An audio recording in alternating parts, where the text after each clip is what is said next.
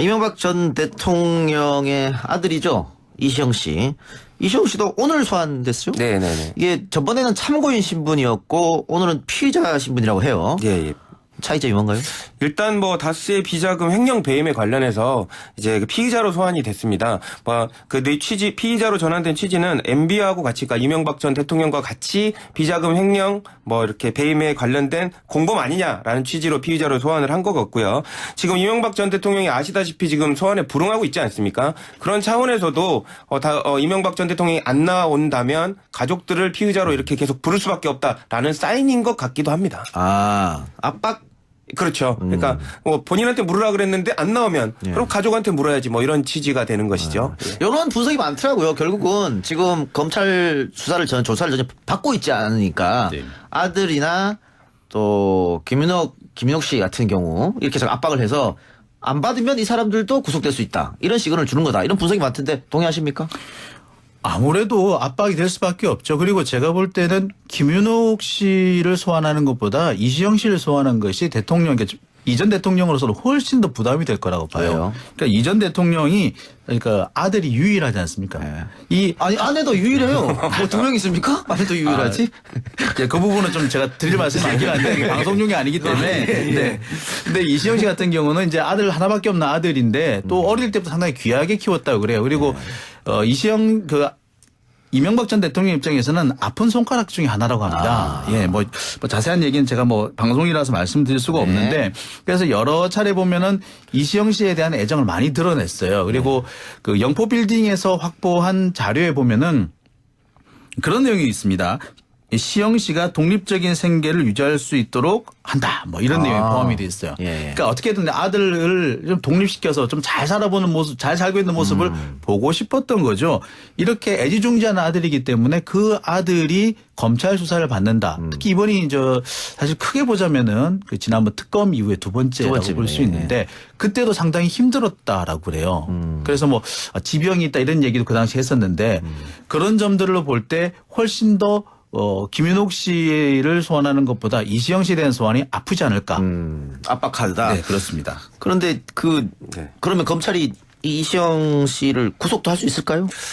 이제 그 부분은 조금 신병처리에 관련된 부분을 고민을 할 텐데요. 어쨌든 여론을 추이를 보면서 조사를 하는 건 아니지만 어쨌든 좀 강도 높게 추궁을 하는 부분을 변호인을 통해서라도 이명박 전 대통령에게 전달될 수 있도록 하게끔 한 효과는 압박은 분명히 이루어질 걸로 보입니다. 근데 구속까지는 모르겠습니다. 부자지간을 다 한꺼번에 구속시키는 거 검찰이 굉장히 부담될 텐데요. 그렇죠. 그래서 저도 구속까지는 안 갈 것 같지만 재판을 동시에 기소하는 모습은 아마 갖춰질 것 같습니다. 저 역시 기소는 할 가능성이 높아 보이는데요. 근데 그런 얘기가 있습니다. 왜 아주 검찰의 오래된 경구 같은 것인데 칼을 찌르되 비틀지 말라는 얘기가 있어요. 근데 그 비틀지 말라는 거의 대표적인 것이 가족을 통해서 압박하지 말라는 의미거든요. 근데 지금 같은 경우 김윤옥 여사도 그렇고 이시영 씨도 그렇고 계속 검찰에서 소환한다는 것은 보기에 따라서는 칼을 비트는 것으로 볼 수도 있습니다. 그래서 그리고 부담이 있다. 그렇죠. 여기서 한 발짝 더 나가면은 정치 보복이라는 프레임에 그대로 걸려들 수도 있어요. 그러니까 이명박 전 대통령에게 오히려 유리한 국면을 만들어줄 수 있기 때문에 검찰로서는 일정한 압박을 하는 선에서 마무리할 가능성이 높아 보입니다. 네. 근데 이런 분석도 있더라고요. 그건 압박 카드가 아니다. 왜냐하면 구속 기간이라는 게 있잖아요. 그러면 이명박 대통령을 기소하려면 9일이나 10일 날 해야 된다고요? 그럼 오늘 4일이기 때문에 며칠 안 남았다. 그래서 그게 압박으로 통하진 않을 테고 그러면 이시영을 왜 불렸냐? 정말 이 전 대통령을 제대로 기소하기 위해서 주변인 조사를 정확하게 하기 위해서 부른 거 아니냐 이런 또 분석도 있더라고요. 네, 그런 것도 일리는 있을 것으로 보입니다. 어쨌든 이명박 전 대통령한테 캐물어야 될 부분이 있는데 본인이 안 나오겠다고 하니까 그러면 주변 사람들로부터 당사자에 준하는 정도의 내용을 물을 수 있는 사람, 그 사람을 부를 수밖에 없는 상황이어서요. 어쨌든 기소는 전제로 했지만 조금 더 보강하기 위한 절차로서 주변 사람을 부른 그런 목적일 수도 있습니다. 그 부분과 관련해서 한 가지 더 덧붙이고 싶은 것이 사실 이명박 전 대통령의 혐의 가운데 가장 핵심적인 게 다스는 누구 겁니까 아니겠습니까? 그런데 이 다스는 누구 거냐라는 것을 입증하는 그 자료 중에 그 다스를 결국에 이제 이시영 씨에게 넘겨주기 위한 여러 가지 그런 활동들이 포함이 돼 있어요. 그것이 제대로 확인이 된다면 다스가 MB 것이고 결국에는 이시영 씨한테 넘어가려고 했다. 이 정황을 확인할 수 있으면은 검찰로서는 거의 뭐 물증을 다 확보했다라고 볼 수 있거든요. 장기 얘기해서 갑자기 떠오른 게 있는데 아까 이시영 씨가 그 MB 아픈 손가락이라고 그랬잖아요. 그렇죠. 어쨌든 지켜주고 싶은 아들이니까 당연하겠죠. 그러면 MB가 다스 내 거 맞다. 그리고 이시영은 내 지시로 다 한 거다. 그렇게 하면 이시영 씨는 풀려나는 거 아니에요?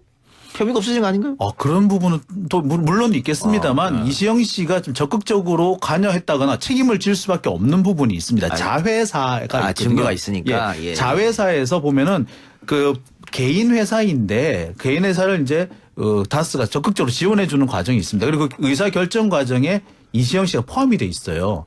따라서 이시영 씨를 완전히 배제를 하기가 어려운 상황입니다. 그러려면 말 그대로 이 전 대통령이 다스는 내 거 맞다. 모든 걸 내가 알아서 했다라고 해야 되는데 그러려니까 한 가지 더 걸리는 게 있죠. 이동형 씨 있지 않습니까? 조카. 네, 저 말고요. 예, 네. 조카가 있습니다. 조카의 진술이 좀 엇갈리는 부분이 있습니다. 이렇게 되면은 여기서 잘못하면은 이 혐의가 더 부풀릴 수도 있죠. 복잡해질 수 있습니다. 그렇습니다. 예. 또 얘기 나눈 중간에 계속해서 의견들이 올라오고 있는데 장용진 기자에 대한 말이 한마디도 없다니까 조금 올라오네요. 기자님 말씀 재밌게 하고 너무 좋아요. 장 기자님은 주 3일 출연이죠? 네, 3일 출연으로 알고 네, 있습니다. 3일 출연입니다. 우리 조대진 변호사는 주 2일. 예, 드립니다. 예. 예. 다른 변호사보다 제가 더 아끼기 때문에 주 2일로. 사랑합니다. 그래요. 자, 그 김인옥 여사 얘기도 계속 나왔었는데 언론 보도가 맞는지 모르겠습니다만 이 전 대통령이 검찰 조사 절대 응하지 마라. 네. 이런 얘기를 했다 그래요? 그러니까 최초에는 김윤옥 여사는 조사를 받으려고 했다는 걸로 지금 알려지고 있는데요. 이제 이거를 뭐 변호인을 통해서인지는 모르겠지만 이명박 전 대통령이 절대 조사받지 말아라라고 이렇게 지금 지시를 했다고 보여집니다. 아마 이제 예상컨대 기소를 앞둔 상황에서 굳이 그 김윤옥 여사가 가서 발언에 실수라도 하게 되면 괜히 또 본인한테 마이너스가 될 수도 있고 지금 프레임 자체를 법적 다툼이 아니라 정치 재판을 하고 있는데 네. 가서 무슨 마치 사실 관련된 부분을 소명화된 듯한 이런 모습도 별로 마음에는 안 들었던 것 같습니다. 내가 갖고 있는 패를 미리 보여줄 수도 있다 이런 건가요? 그렇죠. 그러면 이게 그러면은 과연 그 김인옥 씨한테 도움이 될까?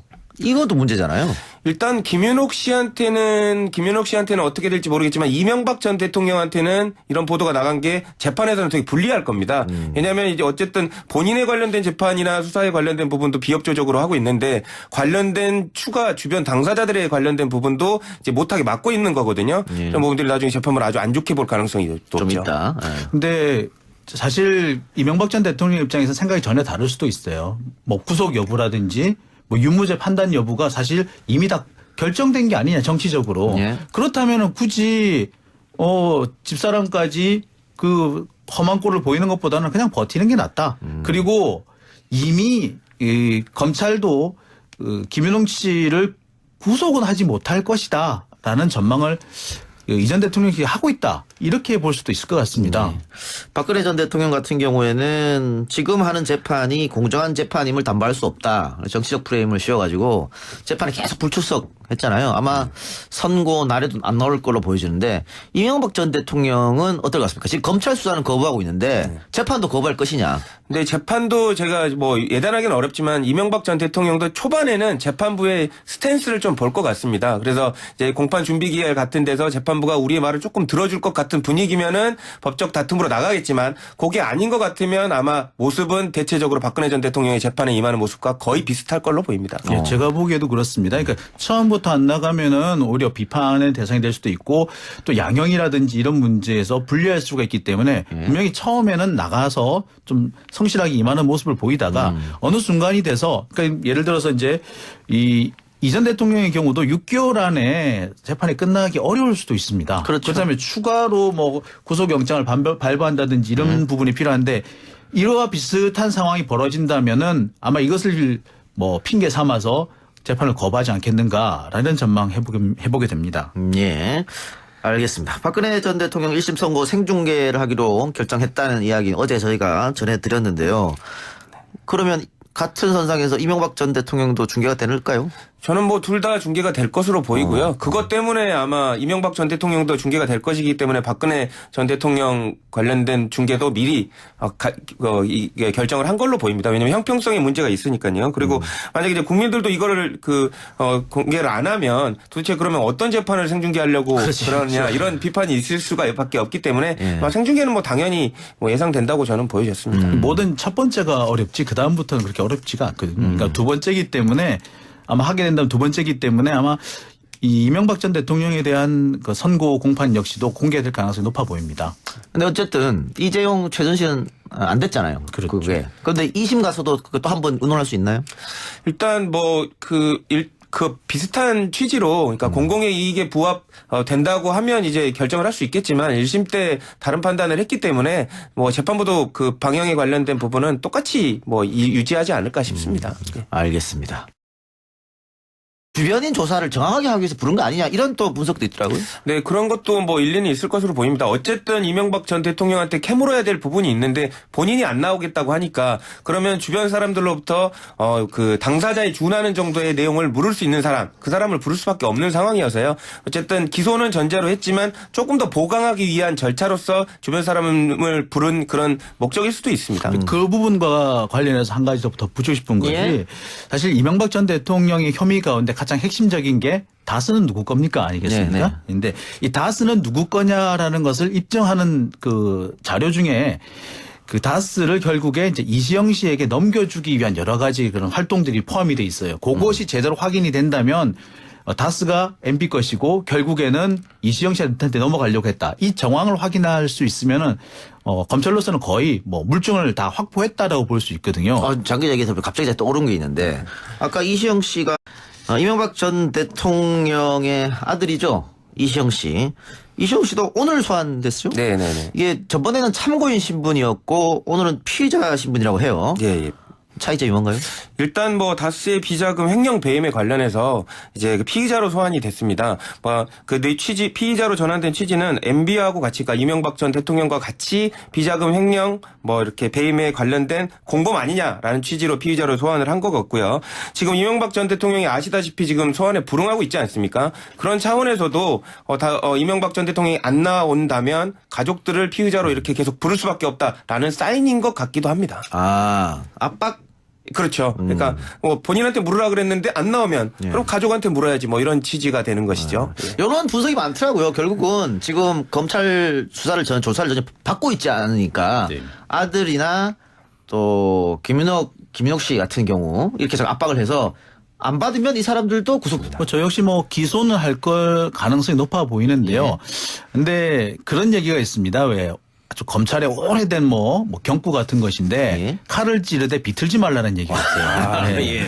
근데 그 비틀지 말라는 거의 대표적인 것이 가족을 통해서 압박하지 말라는 의미거든요. 아하. 근데 지금 같은 경우 뭐 김용렬 여사도 그렇고 이시영 씨도 그렇고 계속 검찰에서 소환한다는 것은 보기에 따라서는 칼을 비트는 것으로 볼 수도 있습니다. 그래서 부담이 있다. 그렇죠. 예. 여기서 한 발짝 더 나가면은 정치 보복이라는 프레임에 그대로 걸려들 수도 있어요. 그러니까 이명박 전 대통령에게 오히려 유리한 국면을 만들어줄 수 있기 때문에 검찰로서는 일정한 압박을 하는 선에서 마무리할 가능성이 높아 보입니다. 네. 근데 이런 분석도 있더라고요. 그건 압박 카드가 아니다. 왜냐면 구속 기간이라는 게 있잖아요. 그러면 이명박 대통령을 기소하려면 9일이나 11일 날 해야 된다고요?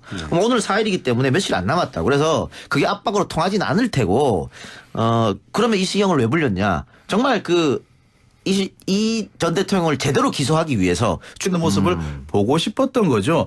이렇게 애지중지하는 아들이기 때문에 그 아들이 검찰 수사를 받는다. 특히 이번이 사실 크게 보자면은 그 지난번 특검 이후에 두 번째라고 볼 수 있는데 그때도 상당히 힘들었다라고 그래요. 그래서 뭐 지병이 있다 이런 얘기도 그 당시 했었는데 그런 점들로 볼 때 훨씬 더 김윤옥 씨를 소환하는 것보다 이시영 씨에 대한 소환이 아프지 않을까.